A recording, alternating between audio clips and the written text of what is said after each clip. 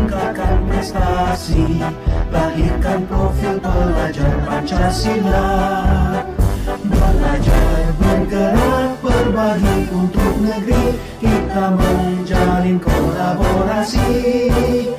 Belajar, bergerak, berbagi untuk negeri, demi udah jauh-jauh hari udah memberikan ke Bapak untuk melakukan itu.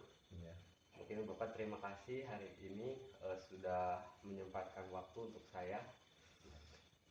Bisa dimulai ya Pak? Ya, terima kasih Pak. Assalamualaikum warahmatullahi wabarakatuh. Perkenalkan, saya Adil Handayani dari SMPN 10 Cibinong. Pada video kali ini saya akan mewawancarai Bapak Kepala Sekolah SMPN 10 Cibinong. Mudah-mudahan dengan melakukan wawancara ini saya bisa mengambil pembelajaran yang berharga buat saya. Ya, siap Pak.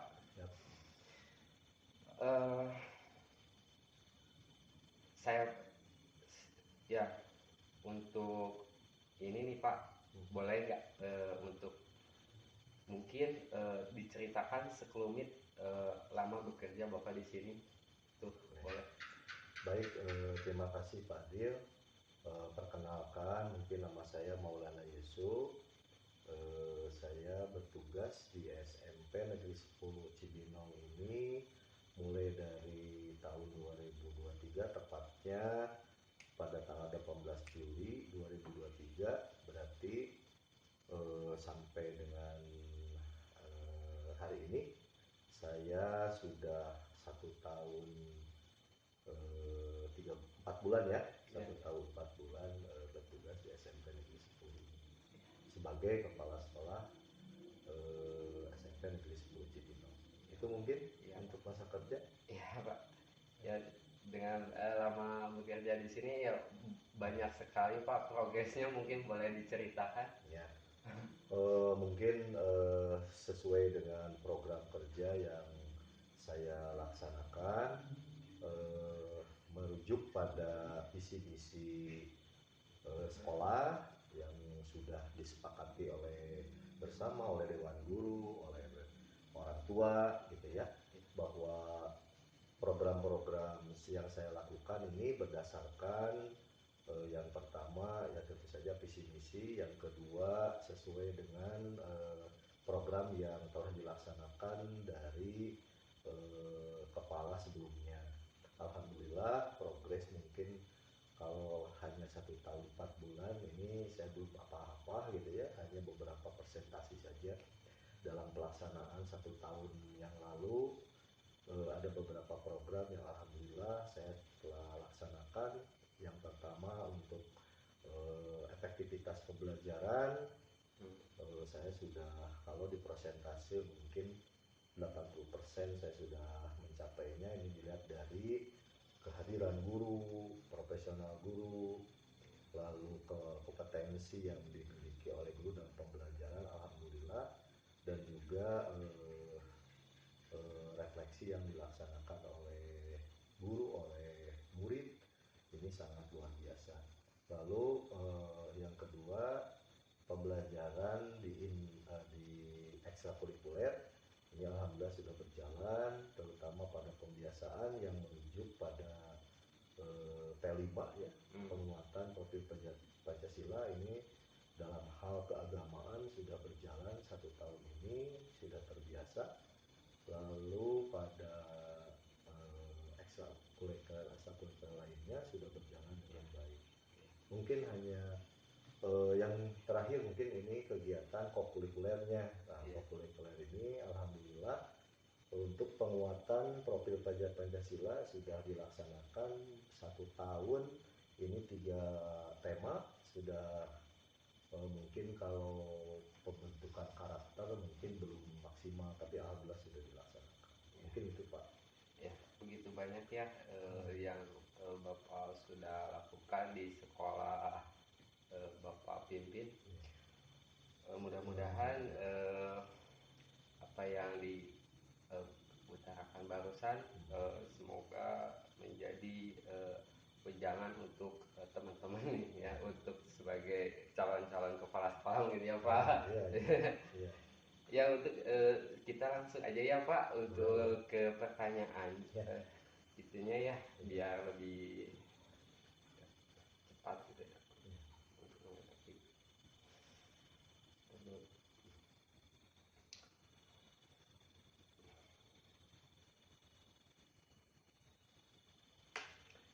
Ya nih Pak, pertama selain ini bagaimana Bapak dapat mengidentifikasi kasus-kasus yang merupakan dilema etika atau bujukan moral nih Pak? Untuk pertanyaan pertama silakan. Oke. Untuk identifikasi masalah tentang etika dan bujukan moral, hal ini perlu dilaksanakan beberapa mungkin langkah gitu ya. Iya, Mungkin Bapak. kalau saya lakukan, yang pertama mungkin saya dapat merefleksikan pada beberapa hal, permasalahan yang ada di sekolah, pada Iya. program-program. Yang kedua, pertimbangkan mungkin pada reaksi-reaksi yang spontanitas, hal-hal yang dianggap jangka pendek gitu ya, Iya. terhadap situasi atau permasalahan tersebut. Lalu yang selanjutnya tentu saja di sana di dalamnya ada penilaian gitu ya, penilaian yang dilakukan pada situasi tersebut, apakah hal-hal tersebut itu termasuk ke dalam dilema etika ataupun ke dalam bujukan moral. Lalu mungkin ada hipotesis ya, awal gitu, apakah ini atau permasalahannya bisa berbentuk dilema etika ataupun bujukan moral gitu Pak. Iya. Untuk identifikasi permasalahannya.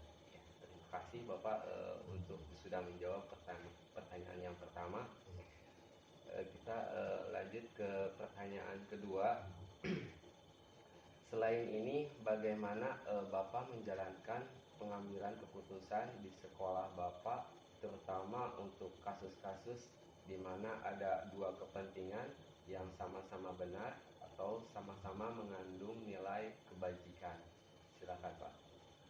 Baik, kalau berarti itu tentang termasuk kepada permasalahan dilema etika ya? Iya Pak. Nah, kalau misalnya salah satu terjadi pada dilema etika ataupun hal-hal yang berkaitan dengan kebenaran gitu ya, Iya. bahwa satu permasalahan ini memang dianggap benar secara aturan dan secara etika, lalu yang satu lagi misalnya benar terhadap keadaan ataupun etika tersebut. Iya. Nah, mungkin yang pertama selain saya identifikasi dulu Iya. permasalahannya, bagaimana prinsip prinsip-prinsip dari penanganannya. Mungkin kalau saya yang pertama mungkin bagaimana hasil akhir yang dilakukan gitu ya, hasil akhir dari keputusan yang saya ambil itu apakah berdampak besar pada salah satu pihak gitu ya, pihak yang pertama dengan pihak yang lain. Yang kedua mungkin dilihat dari peraturan yang berlaku, apakah hal ini berbenturan dengan atau permasalahan ini berbenturan dengan peraturan itu ya, peraturan. Yang kedua mungkin dilihat dari nilai-nilai kebajikan di lingkungan sekolah ataupun di masyarakat. Ini yang dipertimbangkan jika ada suatu permasalahan dilema etika. Nah, kenapa? Karena mungkin ya tentu saja ini berkaitan dengan pengambilan keputusannya, supaya kalau terjadi dilema etika memang ada hal-hal yang perlu dua-duanya diselamatkan lah gitu, baik secara jangka pendek ataupun jangka panjangnya. Mungkin itu Ya Pak, sangat berisi sekali atas jawaban Bapak, sangat runtuh ya. Saya mudah-mudahan bisa mengambil dari langkah yang pengalaman Bapak lakukan. Kemudian pertanyaan selanjutnya, untuk langkah-langkah Pak, langkah-langkah atau prosedur seperti apa yang bisa Bapak lakukan selama ini ya, hal-hal ya, silakan Pak. Langkah-langkah untuk menentukan gitu, Ya, menentukan hal-hal atau prosedur seperti apa yang bisa Bapak lakukan selama ini untuk itu Pak. ya mungkin kalau dari hal apa, dari suatu permasalahan gitu ya, mungkin saya mengenali dulu ada nilai-nilai yang bertentangan, baik secara apa, secara kondisional gitu ya. Itu lalu yang kedua mungkin menentukan siapa yang terlibat dalam situasi tersebut, misalkan apakah guru dengan guru, guru dengan murid gitu ya. Langkah yang ketiga saya kumpulkan fakta-faktanya, informasi yang relevan pada situasi baik dari kedua belah pihak ataupun dari pihak luar begitu ya. Lalu setelah itu ya mungkin saya uji apakah permasalahan-permasalahan itu berhubungan dengan dengan nilai-nilai kebaikan gitu ya, ataupun nilai-nilai yang salah gitu. Nah setelah diuji gitu ya.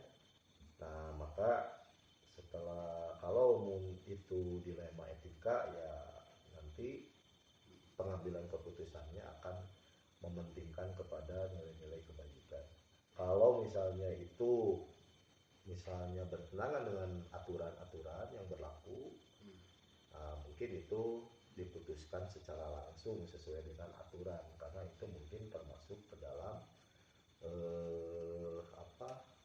wujukan moral gitu ya, atau hal-hal yang harus ditindak gitu sesuai dengan aturan kalau memang permasalahannya berhubungan dengan aturan. Nah mungkin itu cara langkah-langkah yang saya lakukan supaya permasalahan-permasalahan ini bisa lebih terang, lebih objektif gitu ya, sehingga pengambilan keputusannya tidak salah. Iya. Gitu. Bagus sekali Pak. Ini ada kiat-kiatnya ada 5 langkah ya Pak. Kondisional, kemudian siapa yang terlibat, kemudian mengambil informasi, uji dan melakukan sesuai tindakan aturan. Hebat sekali Pak jawabannya. Selanjutnya untuk pertanyaan selanjutnya, hal-hal apa saja yang selama ini Bapak anggap efektif ya Pak dalam pengambilan keputusan pada kasus-kasus dilema etika? Mungkin Pak boleh. Ya, hal-hal apa saja yang selama ini Bapak anggap efektif dalam pengambilan keputusan pada kasus-kasus dilema etika? Ya, Pak. Mungkin jadi kalau terjadi kasus-kasus dilema etika ini kan harus ada hal-hal yang memang perlu ditentukan dulu apakah ini dilema etika atau lain. Kalau terjadi dilema etika mungkin hal-hal yang perlu dipertimbangkan ini adalah bagaimana, kalau menurut saya gitu ya, kalau situasinya situasional berarti yang jangka pendek berarti yang diputuskan secara langsung. Yang menurut rasa keadilan misalnya, hal-hal yang misalnya berbenturan dengan rasa kepedulian gitu ya. Nah hal-hal ini yang menjadi pertimbangan kami sebagai pengambilan keputusan, ataupun misalnya ketika berbenturan dengan hal-hal yang kepentingan halayak banyak dengan individu individu mungkin lebih mementingkan kepada kepentingan khalayak banyak, gitu ya. Lalu di sini ada misalnya kebenaran yang lebih besar dibandingkan dengan hal-hal lain. Nah, ini menjadi juga pertimbangan bagaimana cara mengambil cara penentuan keputusannya. Jadi mungkin ada 4 lah kalau saya perlu garis bawahi gitu ya. Bagaimana situasi yang terjadi di dalam dilema etika ini. Mungkin itu karena memang berat kalau dilema etika terjadi, ini harus ada pertimbangan khusus yang lebih ke arah kebenaran, keadilan gitu ya. Terus ada jangka panjang, jangan sampai keputusannya itu benar di jangka pendeknya, tapi nanti efeknya di jangka panjangnya akan berat misalnya. Itu seperti itu misalnya. Nah, ini yang perlu dipertimbangkan, dan juga keputusannya juga harus, menurut saya kalau dilema etika ini harus ada solusi lain gitu ya, solusi lain. Misalnya ketika sudah memberikan solusi, nah kita harus memberikan keputusan, nah kita juga harus bagaimana solusi kedua belah pihak ini supaya dia bisa menjadi dua keuntungan, gitu ya, dua keuntungan. Jadi harus ada solusi-solusi yang sudah disiapkan ya. Ya, solusinya. Plan A, plan B gitu ya Pak. Ya, misalnya seperti guru, misalnya. Ya. Ada, kalau di sini kan banyak yang tidak linier. Ya. Ketika ada guru matematik ngajar bahasa Sunda misalnya, Ya. Saya putuskan silahkan mengajar, tapi mungkin solusinya guru tersebut ya harus mengenali bagaimana mata pelajaran bahasa Sunda tersebut. Ya. Secara keguruannya benar, tapi untuk kemampuan itu harus dikenalkan dan ya tentu saja menguasai gitu ya, mengirimkan diklat dan lain sebagainya. Seperti itulah. Ya, terima kasih Pak. Jawabannya sangat luas sekali dan lengkap sekali. Mudah. Ya, meranjak ke pertanyaan selanjutnya ya Pak. Ya. Selama ini bagaimana Bapak dapat mengidentifikasi kasus-kasus yang merupakan dilema etika atau bujukan moral itu Pak? Iya, cara mengidentifikasinya tadi ya sudah saya sampaikan, bagaimana langkah-langkahnya ya, mengenali bahwa kejadian ini saling bertentangan gitu ya, pada situasi yang dalam situasi yang sama misalnya atau berbeda. Lalu misalnya yang paling penting adalah bagaimana peristiwa-peristiwa kasus ini gitu ya, dari pihak satu pihak lain ini apakah bertentangan dengan aturan atau salah. Kalau misalnya aturannya yang satu sudah menyalahi aturan, yang satunya benar, nah berarti itu termasuk bujukan moral. Tetapi kalau dua-duanya permasalahan ini secara aturan benar, secara yang satu juga secara aturan benar gitu ya, bisa dibenarkan gitu secara aturan dan secara etika yang ada di lingkungan gitu ya. Nah, mungkin itu sebagai dilema etika. Nah, itu mungkin hal yang paling penting menurut saya dalam menentukan permasalahan ini.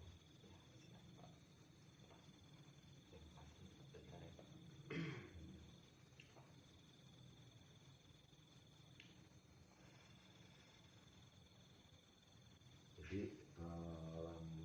kalau suatu permasalahan itu misalnya secara aturan tidak ada yang bertentangan, lalu etika juga tidak, nah itu termasuk mungkin dilema etika gitu secara penguatannya. Kalau bujukan moral itu lebih kepada ya keputusan yang sudah jelas lah gitu, bahwa peristiwa tersebut itu sudah melanggar aturan, ya. Maka Iya Pak. disebutnya bujukan moral, kalau menurut saya begitu, supaya nantinya pengujiannya gitu ya, atau memberi keputusannya tidak salah gitu.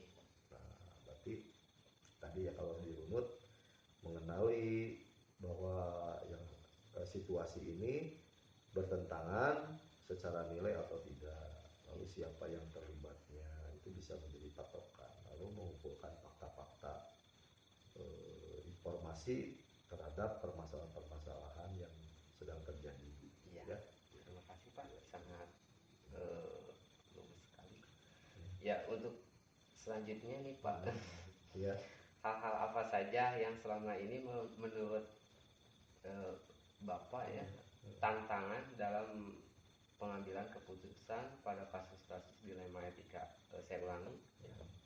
Hal-hal apa saja yang selama ini merupakan tantangan dalam pengambilan keputusan pada kasus-kasus dilema etika? Mungkin tantangannya itu Pak. Oke. Tantangannya tentu saja salah satunya adalah proses identifikasi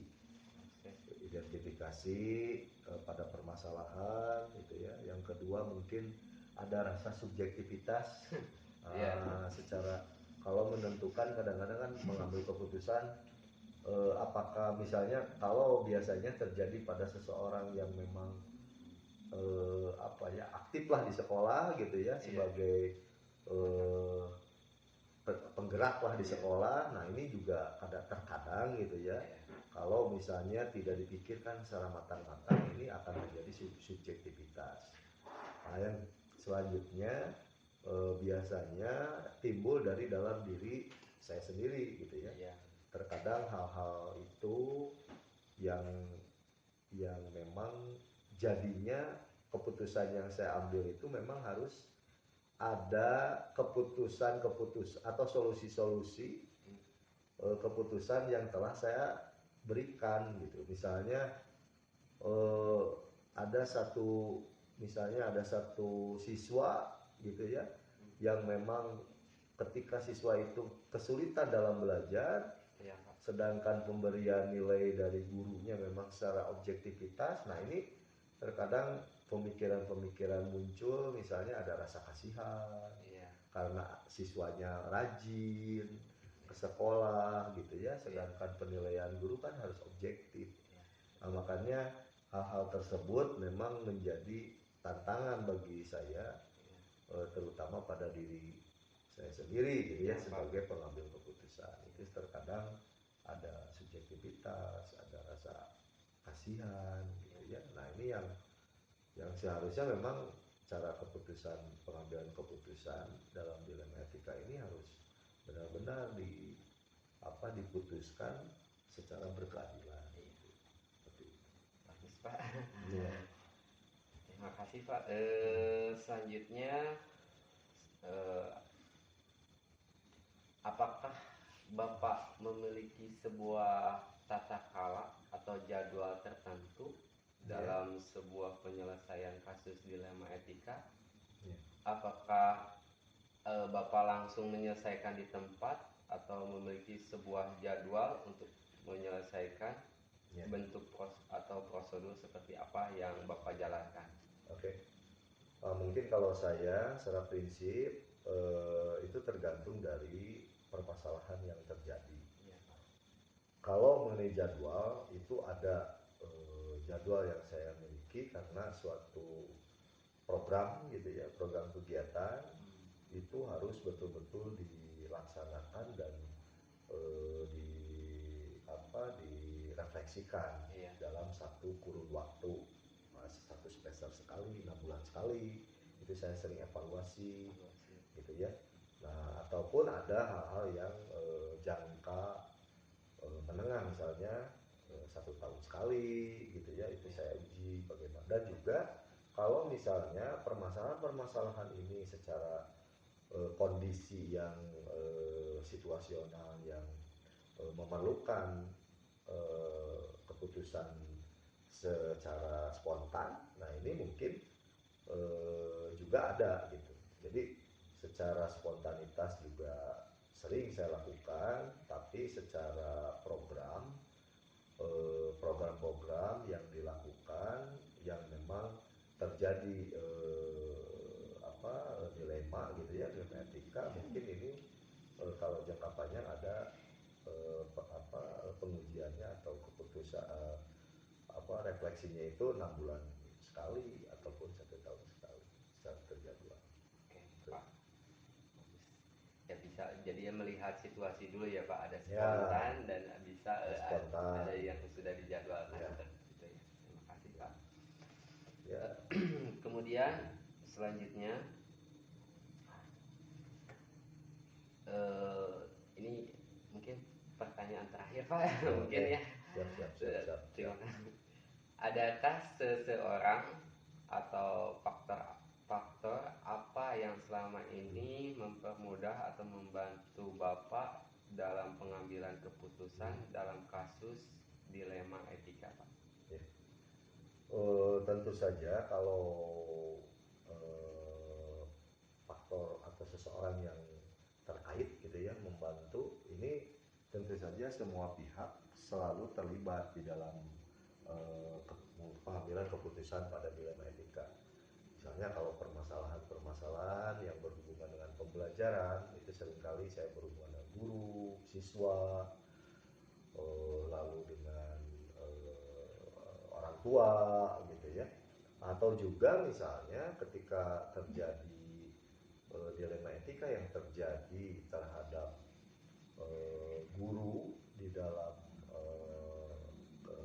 tupoksinya misalnya, karena tidak ingin saya mengambil keputusannya sepihak gitu ya, nah maka seringkali saya berhubungan dengan dinas pendidikan untuk mengklarifikasi atau menanyakan barangkali aturan-aturan seperti ini berlaku atau tidak gitu ya, dengan aturan ataupun dengan masyarakat. Ini seringkali dengan komite gitu ya, seringkali saya berkomunikasi ketika terjadi permasalahan-permasalahan yang memang memerlukan identifikasi untuk istilahnya membuat terang permasalahan itu terjadi. Gitu ya.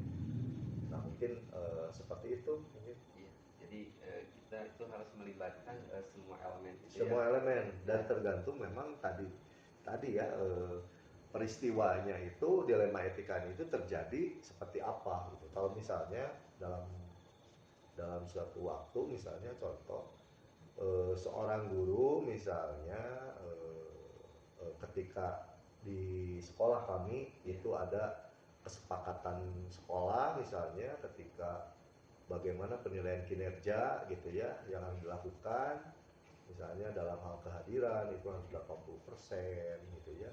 Nah, sedangkan misalnya terjadi guru tersebut hal-hal yang memang di luar kendali dia, misalnya karena di sini satu guru honor yang memang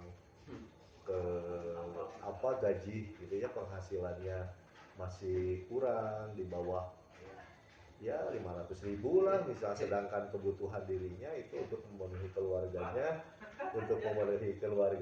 cukup tidak cukup lah ya. Makanya seringkali guru misalnya melakukan aktivitas di luar misalnya. Nah, di aktivitas di luar ini misalnya bertani, berdagang. Nah, hal-hal tersebut seringkali saya untuk mengidentifikasi ini berhubungan dengan warga, dengan orang tua gurunya, dengan Pak Komite, apakah betul terjadi seperti itu dan lain sebagainya. Nah, hal ini yang dilibatkan pihak-pihak yang dilibat supaya nantinya keputusan yang saya ambil itu betul-betul tidak merugikan lah ya, Iya, tidak merugikan kepada Cross-check ya Pak. ya, itu mungkin Pak. Lupa ini satu lagi Pak Ya, mungkin. boleh, nggak apa-apa. Dari semua hal telah disampaikan Bapak dari tadi, pembelajaran apa yang dapat Bapak petik dari pengalaman Bapak mengambil keputusan dilema etika itu Pak? Oke. Mungkin dari permasalahan dilema etika ini sangat apa ya istilahnya membuat eh, pengetahuan lah ya, kemampuan saya mungkin dalam hal sebagai pemimpin pembelajaran, pemimpin manajemen, sebagai manajemen sekolah gitu ya. Nah ini menjadi penguatan bagi diri saya karena permasalahan-permasalahan dilema etika ini khususnya di SMP Negeri 10 Cibinong ini memang banyak sekali gitu, banyak sekali terjadi dari mulai kepegawaian, dari mulai kurikulum, dari mulai siswa, sarana prasarana gitu ya, lalu hubungan dengan masyarakat. Nah ini banyak sering terjadi di SMP 10 Negeri 10 Cibinong ini yang memang siswanya memang berada di daerah sekitar, guru-gurunya memang statusnya ini masih honorer gitu. Nah memang ini menjadi pembelajaran bagi saya bagaimana meningkatkan tanggung jawab, lalu kinerja saya ke depannya gitu ya, lalu ya tentu saja bagaimana meningkatkan kompetensi saya supaya betul-betul menjalankan tupoksi saya sebagai kepala sekolah ini menjadi lebih baik lagi dan bisa memajukan sekolah ini. Mungkin itu Pak yang dapat saya petik pembelajaran dari masalah dilema etika ini. Ya, mungkin untuk pertanyaan tugas saya sudah selesai Bapak. Terima kasih mungkin atas waktunya dan kemudian jawaban Bapak itu sangat menginspirasi dan mudah-mudahan saya bisa mengambil pembelajaran dari pengalaman Bapak ke depannya. Semoga apa yang sudah Bapak sampaikan menjadi bahan renungan dan pengalaman baru untuk saya demi pengembangan diri, dan mudah-mudahan saya bisa mengimplementasikan pengalaman ini bagi anak bangsa di sekolah yang saya.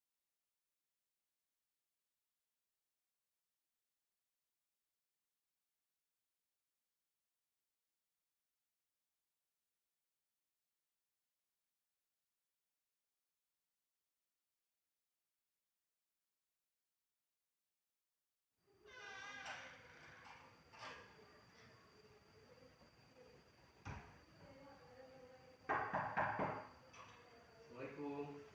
Salam, silakan masuk. Makasih Pak. Pak Adi. Bagaimana kabarnya Pak? Alhamdulillah. Silakan Pak. Ya, kasih Pak.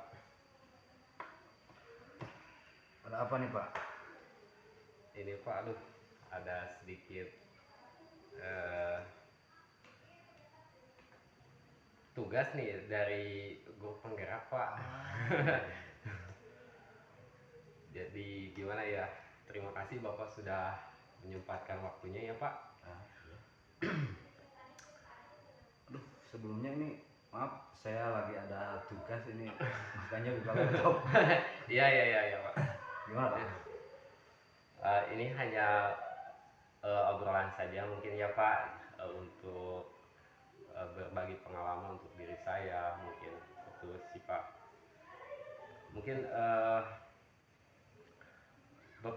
Bapak untuk menyempatkan waktunya saya ucapkan terima kasih ya Pak, sudah memberikan waktu bisa bertemu dengan Bapak ya. Bapak ini selama mengajar di sini mungkin sudah berapa lama itu Pak? Boleh untuk diceritakan mungkin dari nama Bapak gitu biar lebih enak gitu. Kita mau ngobrol aja ya Pak. Oke. Sebelumnya ada pantun nih Pak. Iya boleh. Kesi Sampang, kota yang asri. Cakep. Wah balon berbulu merah. Cakep. Selamat datang di SD Bojongsari, Bapak calon guru penggerak. Terima kasih Bapak. Begini Pak, nama saya Asep Boy Muslim. Iya. Saya mengajar di SD Negeri Bojongsari ini dari tahun 2002 Pak. Oh. Ya lumayan lama sih, hampir 22 tahunan lebih. Alhamdulillah tergolong saya guru paling senior. Ya. Alhamdulillah. Ada mungkin ada pertanyaan atau bisa saya jelaskan dengan tugas yang Iya, iya, siap, siap. Terima kasih Bapak, mungkin sudah antusias untuk membantu saya dalam menyelesaikan tugas modul saya yang emban, yaitu modul 3.1 ya. Saya di sini sudah menyiapkan beberapa pertanyaan, mungkin ya itu nanti hanya sebagai perkenalan mungkin ya Pak, supaya kita tapi jangan yang sulit-sulit Pak. ya, supaya lebih mendekatkan lagi dan saya juga bisa mengambil atau memetik ya, pengalaman Bapak untuk kemudian hari saya untuk bisa mengimplementasikan. Sudah siap Bapak ya? Santai saja ya Pak. Mungkin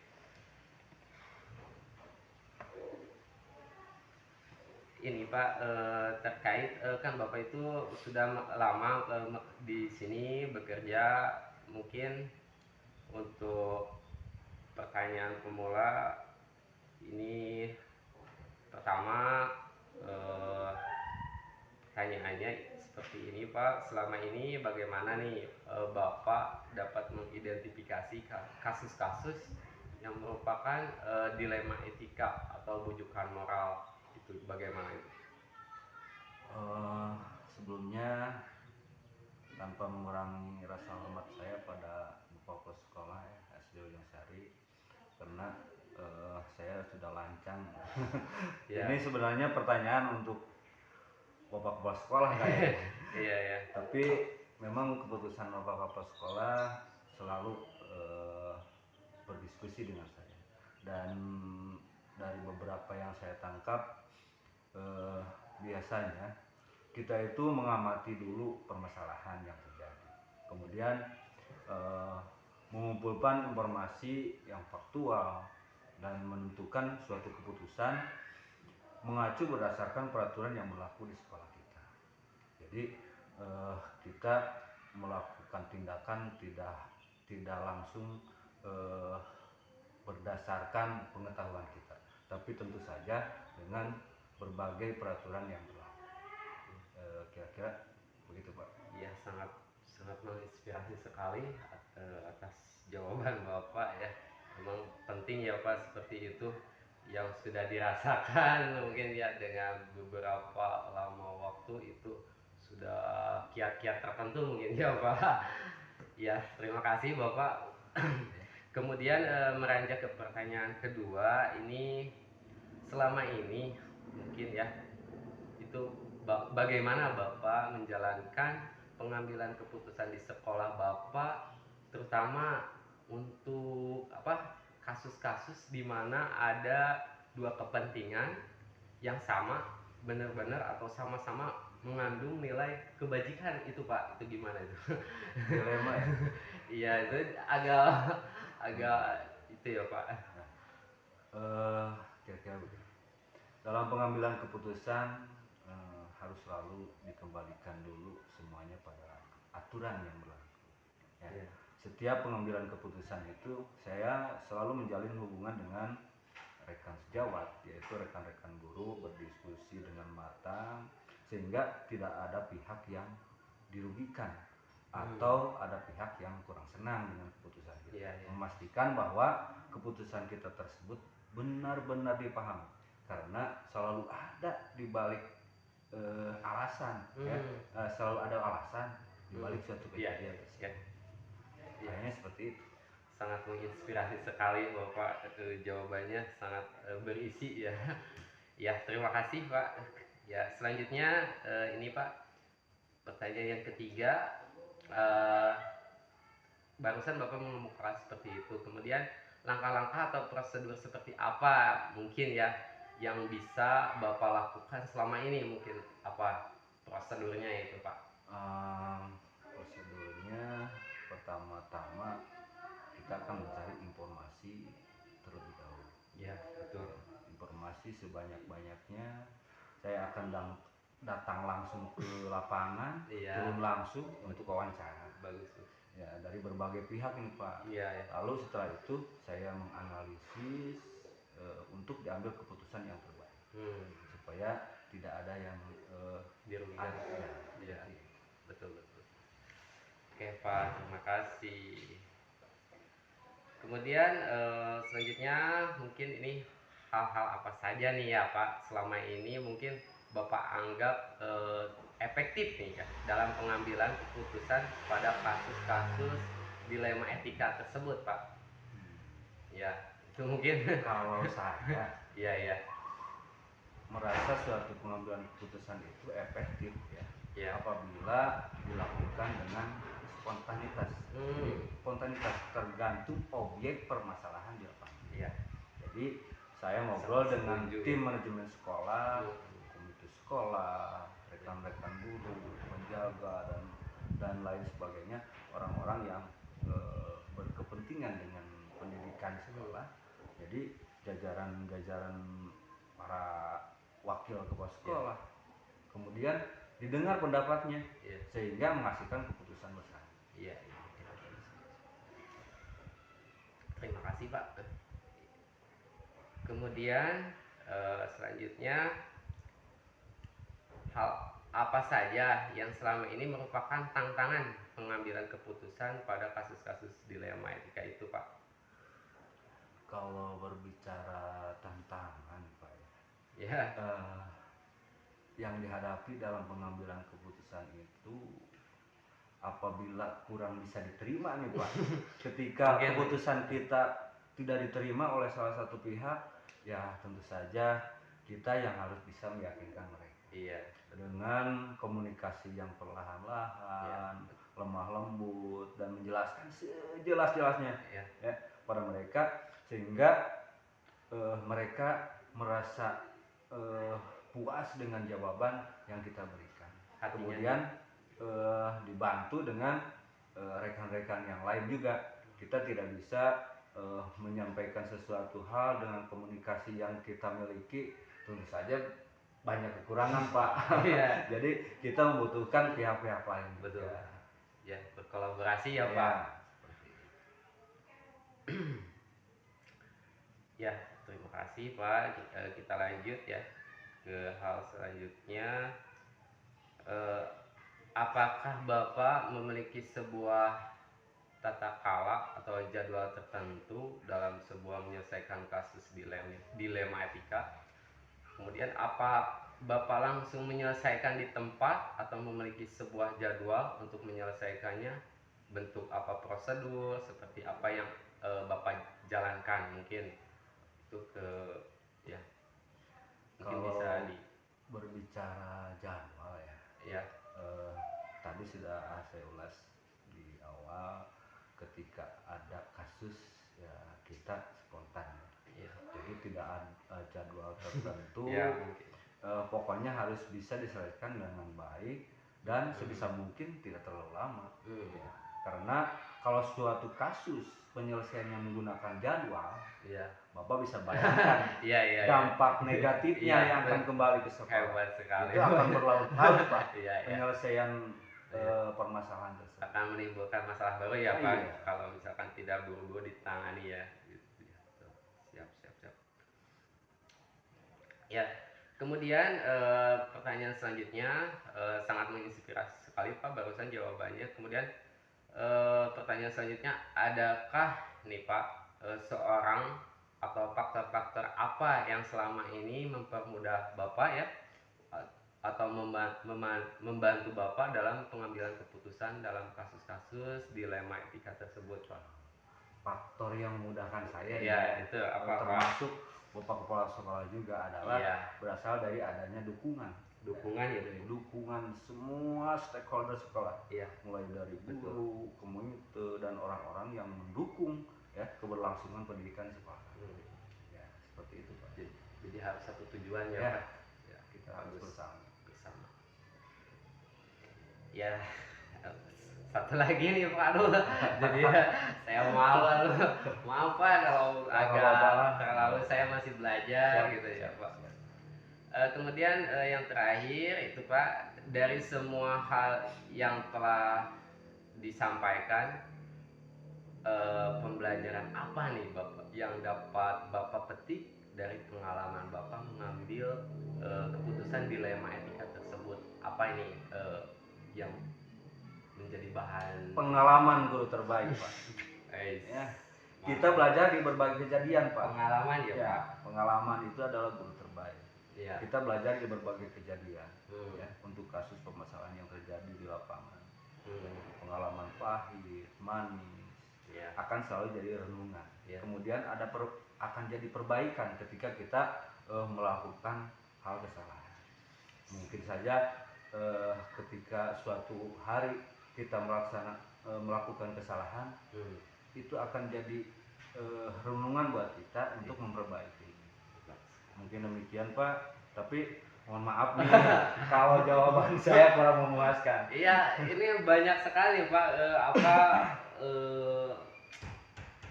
Apa ini Pak? Jawaban-jawabannya itu sangat menginspirasi saya Pak, terutama pengalaman. Mudah-mudahan saya bisa mengimplementasikan untuk di kemudian hari, untuk masa sekarang mungkin ya Pak.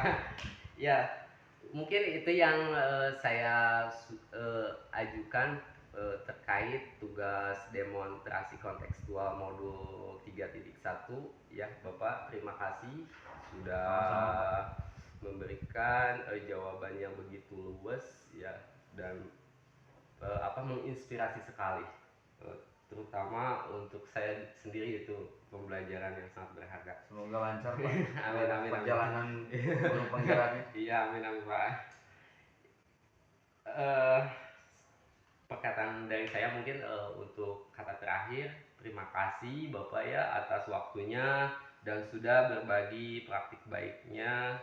Semoga apa yang sudah Bapak sampaikan menjadi renungan dan pengalaman baru untuk saya demi pengembangan diri, dan mudah-mudahan saya bisa mengimplementasikan pengalaman ini bagi anak bangsa di sekolah saya. Terima kasih Bapak. Sama-sama, Pak. Saya pamit. Terima dulu. kasih juga sudah berkunjung di sekolah kami. Semoga sehat selalu, Amin, panjang amin, umur, amin, dan amin, dapat amin. terdidik yang Semoga lebih. perjalanan guru penggeraknya berjalan Amin. lancar, Iya. cepat selesai